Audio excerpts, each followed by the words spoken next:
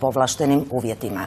Iako postoje udruge koje gradski prostor čekaju više od desetljeća, ova je za gradonačelnika Bandića čini se od posebne važnosti i interesa.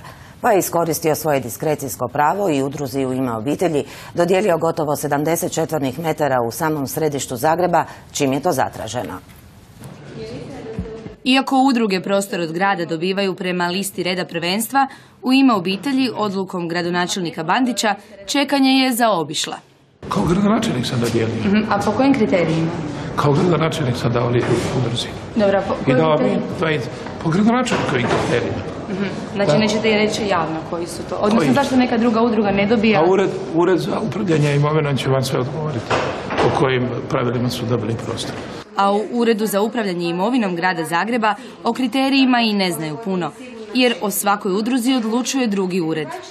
Nadležni ured je tromjesečno dužan sačiniti listu reda prvenstva ili ako postoji neodgodiva potreba za radom neke udruge da se predloži dodjela prostora izvan liste reda prvenstva.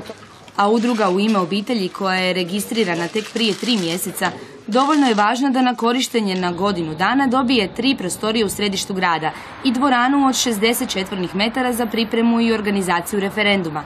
I to bez ikakve novčane naknade. Budite sretni da imate gradonačelnika tako i udruga da može dobiti prostor. Istina je to, ali postoje udruge koje ne uspiju dobiti prostor i 16 godina. Pa sve koje su važne udruge dobiju prostor. Aha, znači želite reći da je ova udruga važna? Izuzetno važna, jedna od najvažnijih.